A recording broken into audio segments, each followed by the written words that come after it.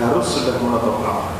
Dikatakan syarat sah salat adalah dukhulul waqt, masuk waktu. Maka tidak sah seseorang salat, yakni salat wajib di luar waktu. Dikatakan syarat sah salat adalah istiqbalul qiblah, menghadap ke arah kiblat. Maka tidak sah seseorang ketika salat belum menghadap ke arah kiblat. Adapun rukun, maka jelas ini adalah sesuatu yang ada dalam ranah ibadah itu sendiri, bagian yang tidak bisa dipisahkan dari ibadah itu sendiri. Berapa jumlah rukun salat? Ada sila pendapat di kalangan para ulama dalam hal ini, dan erat kaitannya pada Syafi'iyah atau Hanafilah. Ada yang mengatakan bahwa rukun salat 16, ada yang mengatakan rukun salat 9, ada yang mengatakan rukun salat 14. Menariknya lagi, di sana ada sebuah matan yang disusun oleh Syekh As-Sa'di rahimahullah. Beliau membagi rukun menjadi dua. Ada rukun fi'liyah, ada rukun qauliyah. Ada rukun yang sifatnya adalah perbuatan, ada rukun yang sifatnya perkataan. Dan di sini al-nukhbah minal ulama, para penyusun kitab al-fiqh al-muyassar, tidak dibedakan baik itu rukun yang sifatnya perbuatan atau rukun yang sifatnya perkataan, dan disebutkan di sini jumlahnya 14. Kok lebih sedikit dibandingkan yang mengatakan 16? Tidak ada masalah, karena secara hakikat, secara taksimat, secara pembagian, maka tidak ada perbedaan yang menjauh. Sebelum kita masuk pada rukun pertama yang juga telah kita bahas pada pertemuan lalu, para ulama membagi bagaimana status seseorang ketika meninggalkan rukun salat. Yang pertama, keadaan di mana seseorang meninggalkan rukun dengan sengaja, meninggalkan rukun salat dengan sengaja. Dan kondisi yang seperti ini la tasihhu salatu bil ijma'il ulama, tidak sah salatnya dengan kesepakatan para ulama, tidak ada khilaf. Karena kita masukkan lagi kepada makna rukun tadi, hal-hal yang harus ada dalam ibadah. Ibadah ia terdiri dari rukun ini. Kalau tidak ada rukun, tidak sempurna rukun ini, tidak sah ibadah. Kondisi yang kedua, di mana ketika seseorang meninggalkan rukun karena jahil, karena ketidaktahuan, atau karena nisyan, karena lupa, maka dalam hal ini ada beberapa rincian. Yang pertama, apabila ia mampu untuk mendapati rukun tersebut lagi, maka hendaknya dia lakukan. Wajib baginya untuk lakukan. Dan ini yang akan menyelamatkan status salat. Misal ada seseorang yang ia terlupa untuk apa? Terlupa untuk tidak i'tidal misalnya, atau terlupa tidak duduk di antara dua sujud, habis rukuk langsung, atau habis sujud pertama langsung berdiri. Dia tidak sadar, baru ketika dia sudah berdiri di rakaat berikutnya teringat, subhanallah, iya, sepertinya ada yang salah, sepertinya ada yang kurang. Dan dia mampu untuk mendapatkan rukun tersebut kapan? Di akhir salat. Maka wajib baginya untuk mengulang kembali rakaat yang tertinggal. Wajib baginya untuk mengulang kembali rakaat yang tadi tidak sempurna rukunnya. Kondisi yang kedua, atau poin yang kedua, ketika ia tidak lagi mampu mendapatinya, tidak bisa untuk mendapatkannya, Bagaimana contohnya? Ia sudah salam dan sudah berlalu waktu. Setelah salam, dia sudah melakukan beberapa aktivitas. Entah mungkin kemudian buka HP, entah mungkin kemudian telepon, entah mungkin kemudian hubungan dan lain sebagainya. Berbicara dengan 1, 2, 3, 4 orang, berhubungan dengan sosial. Baru kemudian dia teringat, oh iya, saya sholat maghribnya kurang 1 rakaat. Oh iya, saya sujudnya kurang 1 kali. Dan ini sudah berlalu. Maka yang demikian ini menurut jumhur ulama tidak sah salatnya, walaupun lupa. Tidak sah salatnya walaupun dia tidak tahu. Dan jumhur ulama mengatakan harus mengulang kembali salatnya. Apakah tidak cukup seperti poin pertama, yakni mengulangi 1 rakaat saja yang kurang rukunnya? Tidak, karena sudah ada jeda yang lama. Sebagian ulama memberikan poin bukan dilihat dari jeda lama atau tidaknya, tapi dari sisi apa yang sudah mengalihkannya. Kalau dia sudah teralihkan dengan sesuatu, walaupun itu sebentar, maka tidak sah sholatnya dan harus mengulang dari awal. Misal seseorang setelah dia sholat, dia langsung terima telepon. Dia sudah tersibukkan dengan dunia. Walaupun mungkin teleponnya tidak lama, 2 menit, 3 menit, setelah itu selesai, baru kemudian dia ingat, maka dia mengulang kembali seluruh salat. Adapun kalau kemudian setelah salam dia baru duduk saja dan dia belum ngapa-ngapain, 1, 2, 3 menit baru teringat, maka tidak ada masalah ketika dia kemudian mengulang hanya di rakaat yang kurang rukunnya. Hal ini sebagaimana disebutkan oleh Nabi SAW dalam sebuah kesempatan. Beliau salat rubaiyah bi rakaatain. Beliau salat 4 rakaat dengan 2 rakaat saja. Setelah itu beliau keluar ke masjid. Maka sahabat kemudian bertanya, "Ya Rasulullah, aqsira fis shalah?" Wahai Rasulullah, apakah salat sedang diqasar? Beliau sallallahu alaihi wasallam kemudian bertanya kepada para sahabat yang lain, "Apakah kita salat 2 rakaat?" Iya. Maka kemudian beliau sallallahu alaihi wasallam masuk lagi ke masjid. Lalu beliau menyempurnakan 2 rakaat baru sujud sahwi. Di sini beliau belum disibukkan dengan apapun itu. Beliau hanya keluar saja dari masjid, duduk, lalu kemudian diingatkan oleh para sahabat kembali lagi.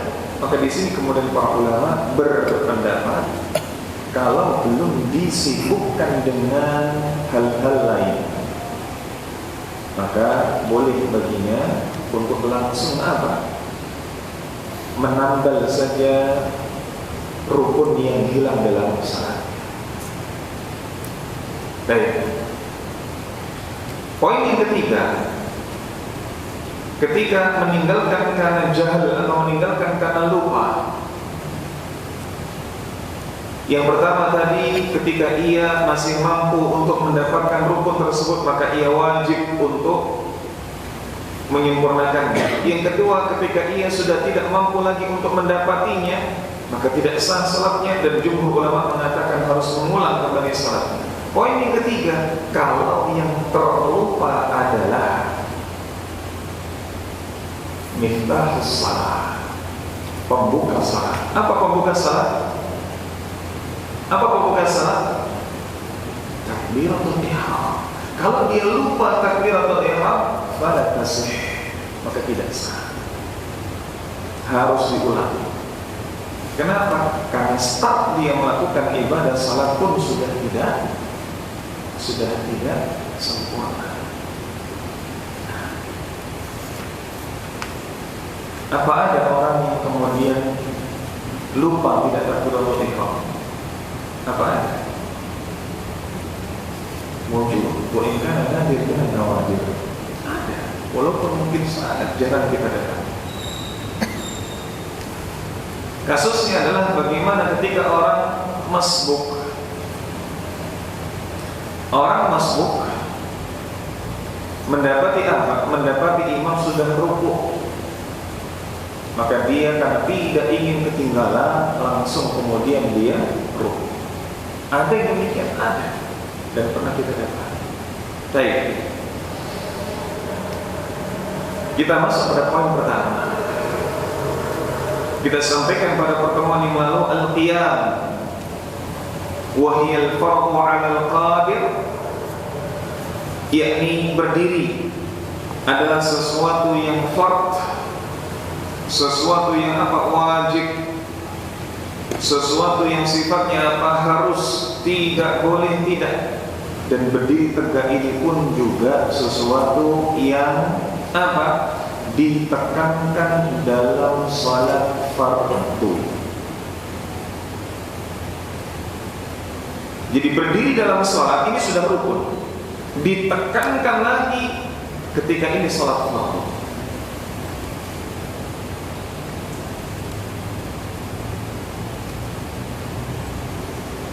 Allah Ta'ala berfirman dalam surat Al-Baqarah, wa qumu lillahi qanitin, dan berdirilah, yakni melaksanakan salat qanitin, sebagai orang yang tunduk. Nabi SAW juga menyampaikan dalam hadis Imran bin Husain, salli qa'iman fa in lam tastati' fa qa'idan fa in lam tastati' fa 'ala jambin. Salatlah kalian dengan berdiri. Kalau tidak mampu maka duduk. Kalau tidak mampu maka silahkan dengan berbaring. Hadis ini menunjukkan bahwa hukum asal dari salat adalah berdiri. Muncul pertanyaan, apakah rukun salat berdiri ini pada semua salat, termasuk salat sunnah? Memang ada silang pendapat di dalam para ulama dalam hal ini, walaupun silang pendapat yang ringan. Pendapat yang paling kuat bahwa berdiri dalam salat ini rukun hanya pada salat fardu saja. Tapi di sana ada ulama yang mengeneralisir semua salat rukun asalnya berdiri. Mana pendapat yang kita ambil? Wallahu a'lam bishawab. Pendapat yang kuat insyaallah pendapat yang mengatakan salat fardu saja, tetapi yang ahwal, yang paling berhati-hati, maka hendaklah kita berdiri dalam setiap salat walaupun itu salat yang sunnah.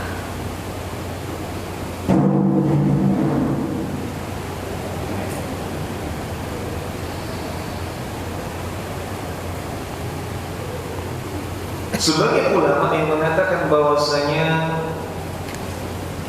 hukum berdiri di dalam salat ini hanya pada salat fardu saja. Mereka berdalil bahwasanya salat orang yang duduk, khususnya pada salat-salat sunnah, juga sesuatu yang telah dijelaskan oleh Nabi. Ini pendapat sebagian ulama, tepatnya jumhur ulama, yang mengatakan bahwasanya rukun berdiri ini hanya pada salat fardu saja. Mereka berdalil bahwa salat yang tidak wajib, alias salat yang sunnah, dikerjakan tidak sembari berdiri. Ini pun sudah diterangkan oleh Nabi SAW hadisnya. Dalam sebuah riwayat disebutkan, salatul qa'id ala nisfi min salatil qa'im, salatnya orang yang duduk separuh nilainya dibandingkan dengan salat yang berdiri. Nabi memberikan informasi lagi. Nabi tidak katakan bahwasanya salatnya orang yang duduk tidak sah, tidak. Nabi jelaskan sah, walaupun kemudian pahalanya separuh. Sehingga pendapat jumhur ulama tentang berdiri dalam salat ini rukun pada salat-salat yang fardu adalah pendapat yang kuat seperti tadi kita sampaikan. Namun yang ahwal, yang paling berhati-hati, hendaklah kita tegas kepada diri sendiri, keras kepada diri sendiri. Dan ini adalah cara kita untuk memilih pendapat yang paling berhati-hati. Ketika di sana dikatakan, ada yang mengatakan sunnah, ada yang mengatakan wajib, kita ambil yang wajib. Ketika di sana ada yang mengatakan makruh, ada yang mengatakan mubah, maka kita ambil yang makruh. Ini cara yang paling berhati-hati dalam bersikap, cara yang paling tegas terhadap diri sendiri. Pilih yang konsekuensinya paling berat. Maka yang paling berat tentu saja kita jadikan salat ini hukum asalnya adalah berdiri, baik itu fardu ataupun sunnah. Nah, berikutnya yang kedua, takbiratul ihram fi awwaliha, memulai dengan takbiratul ihram. Ini ucapan Allahu Akbar. Dan disebutkan di sini, wala yajzi'uhu ghairuh, tidak sah dengan ucapan selain Allahu Akbar. Tidak sah ketika seseorang kemudian dia menggandengkan lafaz Allah dengan asmaul husna yang lain. Allahu Rahman, Allahu Rahim. Tidak boleh. Sebagaimana sabda Nabi SAW berkaitan dengan apa? Al-musyi fi salati, orang yang buruk salatnya. Nabi mengatakan, idza qumta ila shalah, apabila engkau berdiri untuk salat, fakabbir, maka bertakbirlah.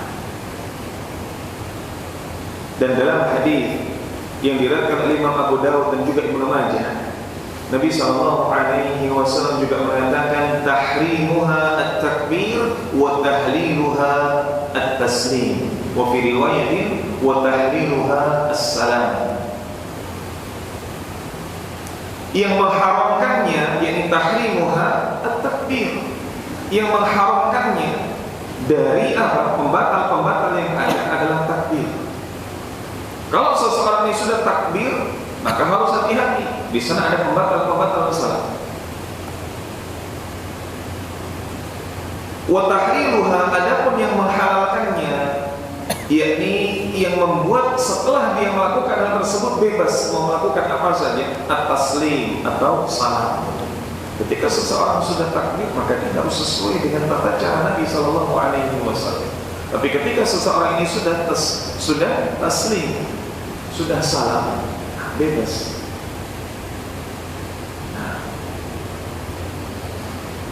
Berikutnya, yang ketiga, di antara rukun salat adalah qiraatul Fatihah, membaca Al-Fatihah. Akan disebutkan di sini secara berurutan di setiap rakaat. Sebagaimana sabda Nabi SAW, la salata liman lam yaqra' bi Fatihatil Kitab. Tidak sah salatnya seseorang melainkan dengan membaca surat Al-Fatihah. Mafhumnya, kalau seseorang ini salat, sehusyuk apapun, sebaca apapun ia pada ayat-ayat yang lain, dia mau membaca Al-Baqarah dari Alif Lam Mim sampai akhir, atau dia membaca surat Ali Imran dari Alif Lam Mim sampai akhir, tapi kalau tidak memulai dengan Al-Fatihah, la tasih, tidak sah salat. Illa, kecuali di sini, wa yustathna min dzalik al-masbuq, dikecualikan darinya adalah makmum yang masbuk, makmum yang ketinggalan, yang ia mendapatkan imam sudah dalam keadaan rukuk, atau ia mendapatkan imam sudah akhir-akhir masa berdiri. Dia takbiratul ihram selang beberapa detik, lalu kemudian imam pun takbir untuk ruku. Yang demikian ini yustathna, dikecualikan. Yang demikian ini dikecualikan. Begitu pula disebutkan di sini, yakni wa kadzalika al-ma'mum fil jahriyah. Begitu pula makmum dalam salat jahriyah. Maka makmum yang dalam salat jahriyah salat apa saja? Salat subuh, maghrib, isya. Dalam salat-salat yang jahriyah, maka ia diperkecualikan, yustafna. Boleh baginya untuk tidak membaca Al-Fatihah. Kenapa? Qiraatul imam, qiraatul makmum. Bacaan imam adalah bacaan makmum. Ia mendengar bahwasanya imam membaca Al-Fatihah dan ia simak itu, falahu qiraah, maka baginya pun mendapatkan bacaan. Nah, walaupun disisipkan pula penjelasan di sini, walakin law qara'aha, akan tetapi kalau ia membacanya, maka ia pun akan mendapatkan pahala yang lebih. Kalau ia membacanya di sela-sela imam membaca, yakni dia membaca tanpa mengurangi dirinya dalam menyimak imam, kapan itu dia bisa membaca sembari ketika imam membaca dan ia membacanya dengan teliti. Telinganya tetap mendengar apa yang kemudian dibaca oleh imam, tapi secara lirik ia pun mengikuti. Atau dia membaca Al-Fatihah ketika imam ada jeda sebelum membaca surat-surat pendek.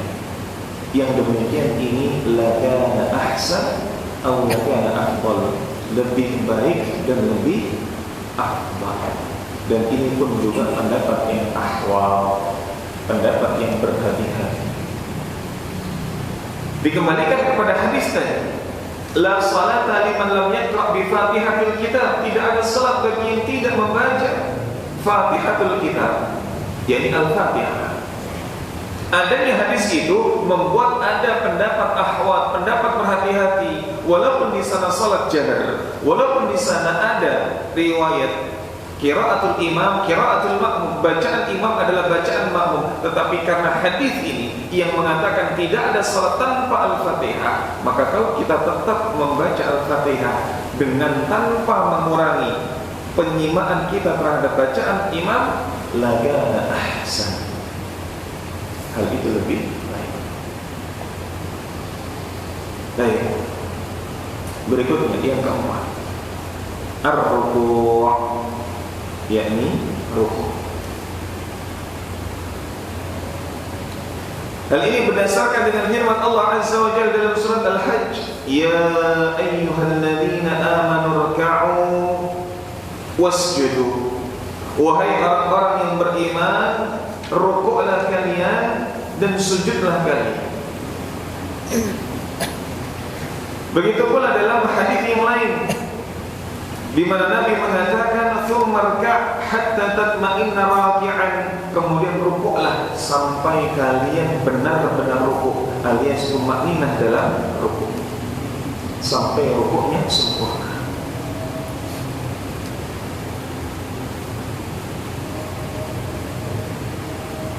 Dan di sini menariknya tidak disebutkan dalil berkaitan dengan apa? Warka'u ma'a raki'in, rukuklah kalian bersama orang-orang yang rukuk. Kenapa tidak dinukilkan dalil tersebut pada poin ini?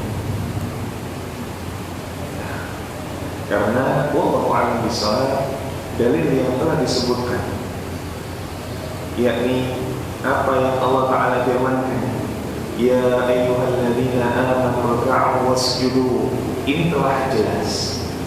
Begitu pula apa? Sabda Nabi sallallahu alaihi wasallam, tsumma rka' hatta tatma'inna raki'an, ini pun sudah jelas. Wallahu a'lam. Karena kemudian hadis atau ayat tersebut, warka'u ma'a raki'in, ini ayat yang sering kali diselewengkan oleh sebagian di antara kita. Ayat yang sering kali diselewengkan oleh sebagian di antara kita. Dan na'udzubillahnya bagian dari istihza. bagian dari peremehan syariat. Kita pernah dapati, subhanallah, ada orang jidal, ada orang debat.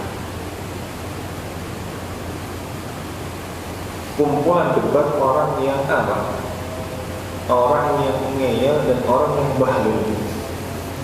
Nah, sudah kalau antum dapati ada orang yang berdebat seperti itu, tinggalkan.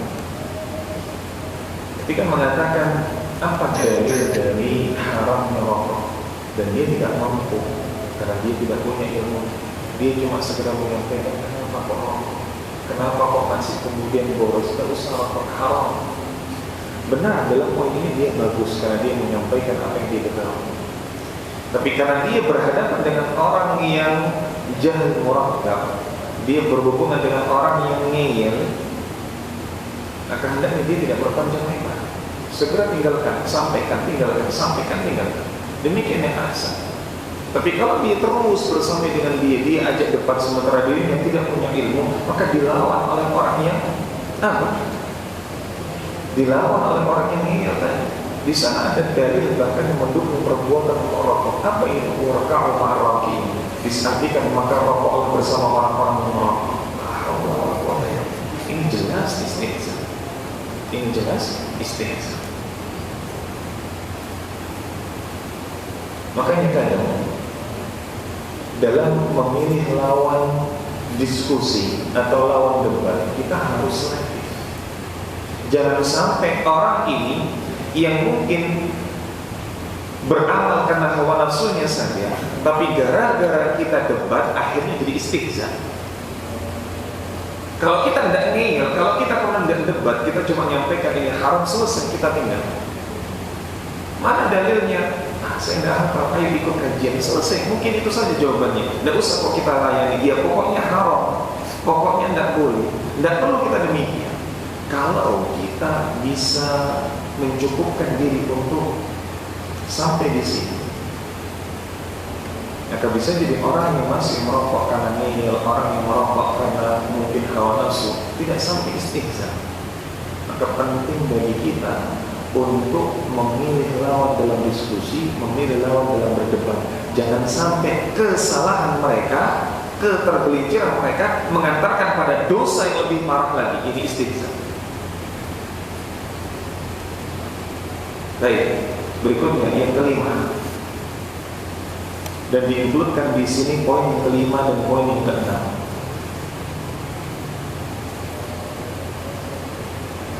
Apa itu? Yakni bangkit i'tidal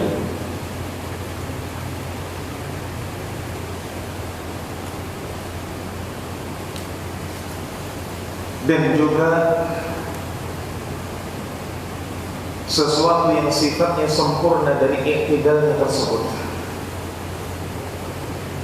Hal ini berdasarkan sabda Nabi sallallahu alaihi wasallam, warka' hatta tatma'inna raki'an thumma rfa' hatta ta'tadila qa'iman. Maka bangkit di sini dari lafaz thumma rfa', bangkitlah dari ruku'. Ruku' tadi sudah ada pada poin sebelumnya. Ada pada poin sebelum, rukun sebelumnya, rukun yang keempat. Rukun yang kelima, thumma rfa', lalu bangkitlah. Ini i'tidal. Poin yang keenam, yang dalam keadaan sempurna tadi, hatta ta'tadila qa'iman, sampai engkau berdiri dengan sempurna. Jadi bangkitnya ini sudah rukun. Berdiri dengan sempurna dari bangkit tersebut, ini pun juga rukun. Yang ketujuh, as-sujud. Sebagaimana firman Allah dalam surat Al-Hajj yang tadi kita sampaikan, ya ayyuhalladzina amanu ruk'u wasjudu, wahai orang-orang yang beriman, rukuklah kalian dan bersujudlah. Begitu pula dari sabda Nabi sallallahu alaihi wasallam dalam hadis al-musi' fi salati, orang yang buruk dalam salatnya, thumma sujud, kata Nabi, hatta tatma'inna sajidan, sujudlah dengan sujud yang sempurna. Apa sih maksud dari sempurna? Baik itu rukuk yang sempurna, i'tidal yang sempurna, sujud yang sempurna, sampai gerakan tersebut berhenti. Bagaimana gerakan rukuk? Maka kemudian kita meletakkan kedua tangan ini di lutut, punggung lurus sampai berhenti demikian. Ada jeda. Bukan kemudian sekedar rukuk lalu berdiri. Seperti apa? Seperti salatnya orang yang balapan. Ini tidak ada tumakninah. Maksud dari tumakninah sempurna, yakni sampai dia berhenti. Sampai dia berhenti. Tentu saja berhenti di sini dalam kondisi sempurna, sujudnya sempurna, i'tidalnya sempurna, rukuknya sempurna. Dan disebutkan di sini, wa yakunu sujud fi kulli rak'ataini marratayn. Wa yakunu sujud fi kulli rak'ah marratayn ala a'dha'i sab'ah al-madhkurah. Sujud di sini di setiap rakaat 2 kali di atas 7 anggota badan yang telah disebutkan dalam hadis. Apa 7 anggota sujud? Yang pertama, apa? Kening sampai hidung. Ini 1. Lalu kedua telapak tangan 2 dan 3. Kedua lutut 4 dan 5. Dan kedua ujung jemari kaki 6 dan 7. Ini 7 anggota sujud. Dan inilah yang kemudian dikatakan sujud sempurna, sampai 7 anggota sujud ini menempel, lalu dia berhenti. Lalu dia berhenti sejenak. Ini makna dari hatta tatma'inna sajidan. Berikutnya yang ke-8 dan diinkludkan di sini poin ke-9. Apa itu? Yakni ar-raf'u minas sujud, bangkit dari sujud. Dan poin berikutnya adalah al-julus baina sajdatain, bangkit untuk duduk sampai duduk sempurna. Sampai duduk sempurna. Dalilnya sama pada hadis al-musik fi salati, orang yang buruk salatnya, thumma rfa' hatta tatma'inna jalisan, kemudian bangkitlah dari sujud sampai duduk sempurna. Sampai duduk sempurna. Baik. Berikutnya poin yang ke-10. At-tuma'ninah, yakni tumakninah. Apa tumakninah itu? Tumakninah itu tenang. Apa bedanya tumakninah dengan khusyuk? Kita pernah bahas. Siapa yang bisa? Mana itu? Mal farqu baina tumakninah wal khusyuk? Siapa? Pulsa 25.000.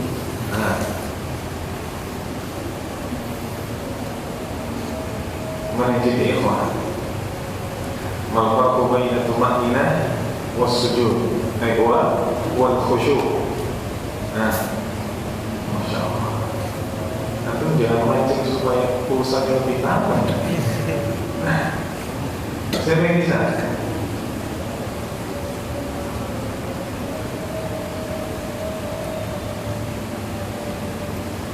Mal farqu baina tumakninah wal khusyuk. Tumakninah itu tenang secara gerakan, khusyuk tenang secara hati. Ada dua farq. Kenapa yang dijadikan sebagai rukun adalah tumakninah bukan khusyuk? Fa innal khusyuk as'ab minat tumakninah, karena khusyuk ini lebih berat dibandingkan dengan tumakninah. Dan khusyuk tidak akan bisa diraih melainkan dengan tumakninah. Sudah tumakninah pun belum tentu khusyuk. Kadang seseorang benar sholatnya, benar takbiratul ihramnya, menyimak dengan baik bacaan imam dengan Al-Fatihah maupun ayat-ayat pendeknya, benar rukuknya, benar i'tidalnya, benar sujudnya, benar kemudian apa? Bangkit dari sujud. Tapi ketika mau sujud yang kedua, tiba-tiba teringat, oh ya, kunci motor di mana? Susah untuk khusyuk. Maka sebuah rahmat dari syariat ini ketika tidak menjadikan khusyuk sebagai rukun salat. Seandainya dijadikan khusyuk ini sebagai salah satu rukun salat, la sawfa alaina, niscaya akan berat bagi kita semua. Baik, yang ke-11, at-tasyahhud al-akhir, tasyahhud akhir.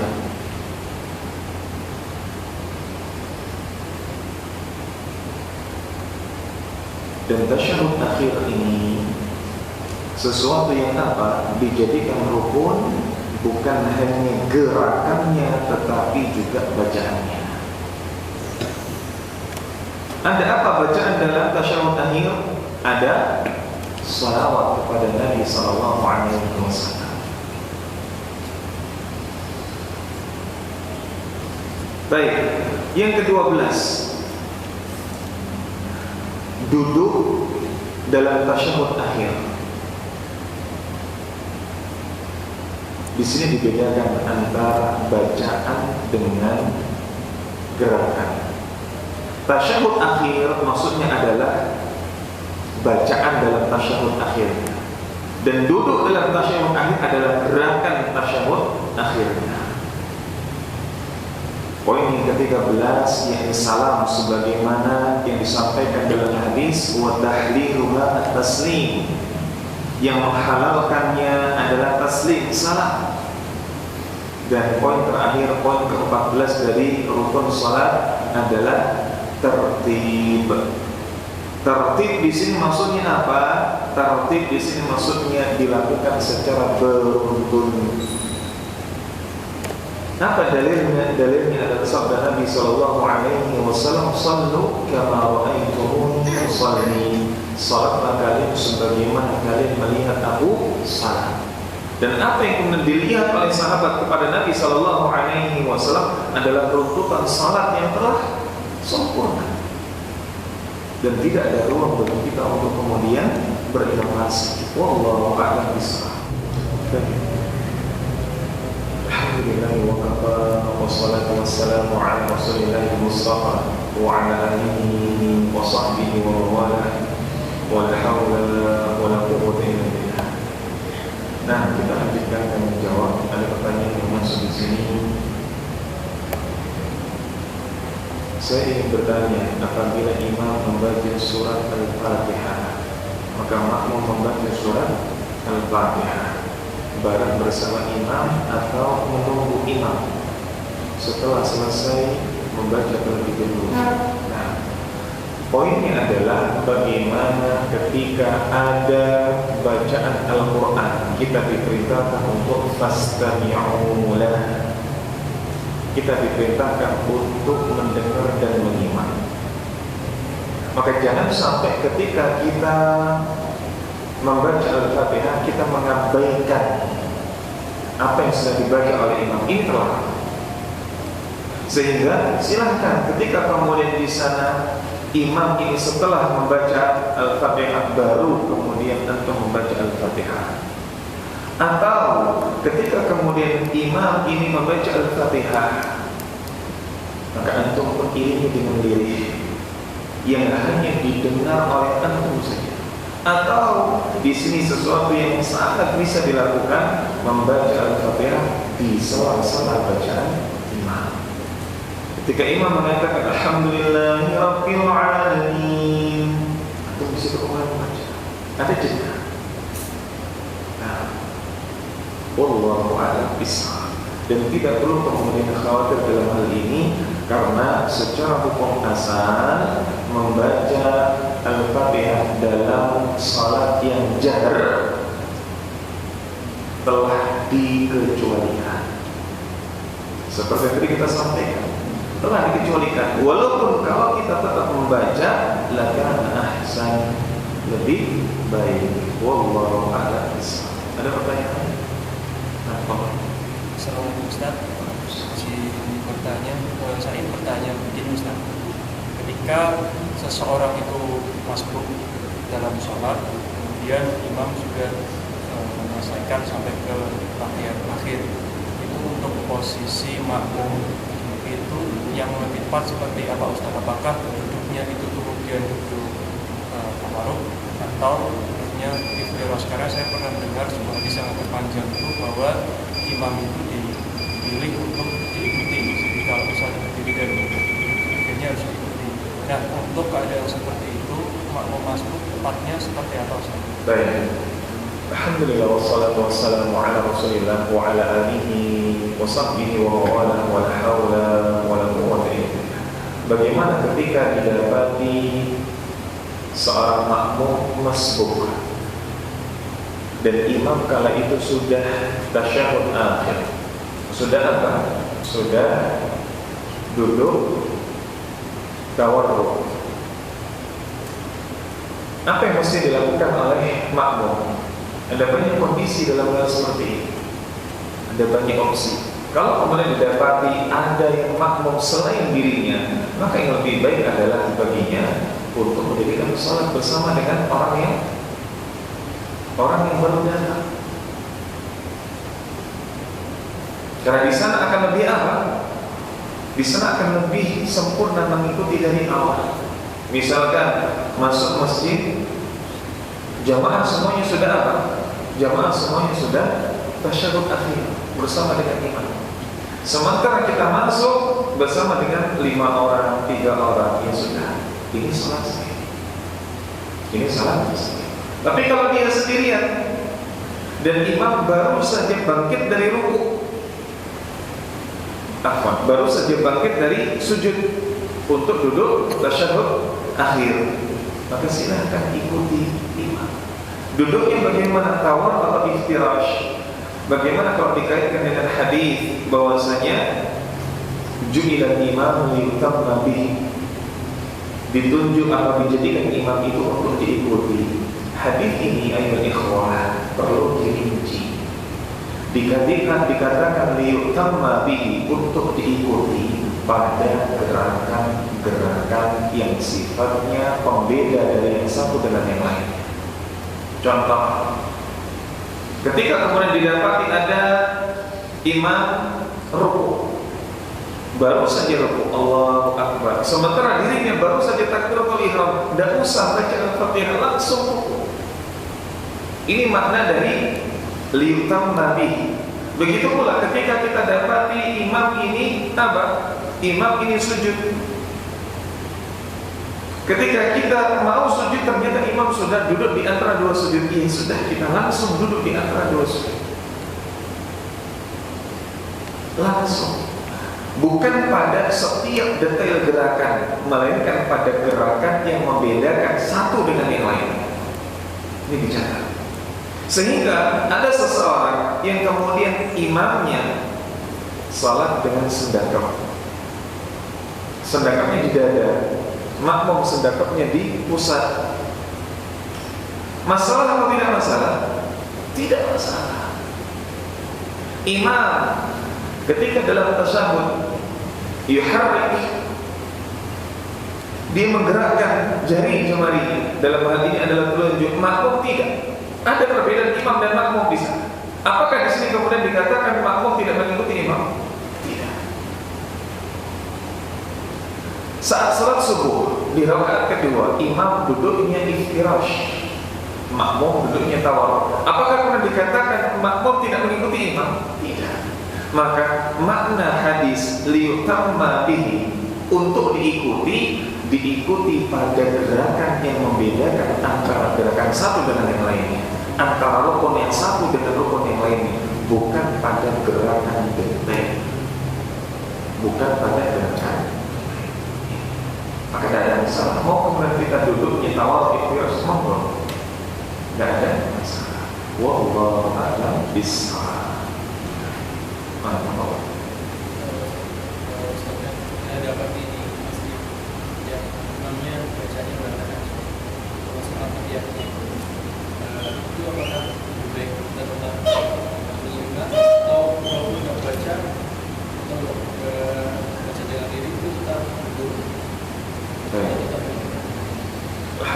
wassalatu wassalamu ala Rasulillah wa ala alihi wa sahbihi wa mawalah wa la hawla wa la quwwata illa billah. Bagaimana ketika kita salat di satu tempat yang bacaan imam tidak baik, bacaan imam masih jauh dari tajwid yang benar, panjang pendeknya dan lain sebagainya. Dan ini banyak. Ada imam yang dipilih karena nadanya bagus, tapi tajwidnya amburadul. Ada. Apa yang mesti kita lakukan? Apakah kita menyimak atau kita membaca sendiri Al-Fatihah? Tetap kita menyimak dan mengupayakan untuk membaca. Kenapa kita harus menyimak padahal bacaannya gerakan-gerakan, padahal bacaannya amburadul? Ya karena ia imam dan ia membaca dan dalilnya jelas. Apabila dibacakan kepada kalian Al-Quran, fastami'u lahu wa ansitu, maka dengarkan dan simak, dengarkan dan perhatikan. Ini dalil yang tegas. Adapun di sana kalau ada bacaan-bacaan yang sudah jelas kesalahannya adalah jali, kesalahannya sudah kesalahan yang terang, bukan lagi khata yang khafi, bukan lagi kesalahan yang sama. Kalau kesalahan yang sama, baik, mungkin boleh. Tetapi kalau kesalahan ini sudah jali, apa yang mesti dilakukan? Hindari untuk salat di sana. Kalau kita bisa salat di tempat lain, itu lebih baik. Apalagi kalau di sana keimamannya diragukan. Keimaman diragukan ini karena apa? Karena pemahamannya, mungkin ada syubhat dalam dirinya dalam keyakinan Allah, mungkin ada syubhat dirinya tentang takfir, bagaimana mengkafirkan seseorang. Maka ketika memang sudah dipertanyakan keislaman yang seperti ini, kita bisa melihat diri. Kalau masih memungkinkan bagi kita untuk sholat di tempat lain, sholat. Kalau tidak bisa, dan kalau kita meninggalkan justru akan menjadi fitnah, sholat bersamanya. Tapi jangan dengan niat makmum, sholat saja. Tetapi sholat sendiri, ikut gerakan imam, tapi sejatinya kita sholat sendiri. Nanti kemudian di rumah kita sholat bersama dengan keluarga kita. Kenapa? Karena kalau kita pergi, kalau kita keluar dari masjid akan menjadi fitnah, akan jadi omongan. Ini jelas lebih besar efek negatifnya di masyarakat tentang dakwah ini. Maka silakan sholat. Niatnya adalah niat sholat maghrib, bukan sholat berjamaah. Dan jangan sampai lupa. Di sana ada yang membedakan sholat maghrib dengan sholat jamaah. Berarti harus membaca Al-Fatihah. Tidak boleh menyandarkan Al-Fatihah kepada bacaan imam. Begitu pula ketika i'tidal, jangan membaca Rabbana wa lakal hamd, tapi membaca Sami'allahu liman hamidah. Nah, ketika dia sholat sendiri, maka jangan kemudian dia membaca sebagaimana bacaan makmum, Rabbana wa lakal hamd, hamdan katsiran thayyiban mubarakan fihi. Dia baca Sami'allahu liman hamidah. Nah, ini wallahu a'lam bishawab. Ini mungkin yang bisa kita sampaikan. Atas banyak sekali kurang dan lebihnya, mohon maaf. Sallallahu alaihi wa ala alihi wa sahbihi wa mawalah. Akhiru kalam wa akhiru da'wana alhamdulillahi rabbil alamin. Wassalamualaikum warahmatullahi wabarakatuh.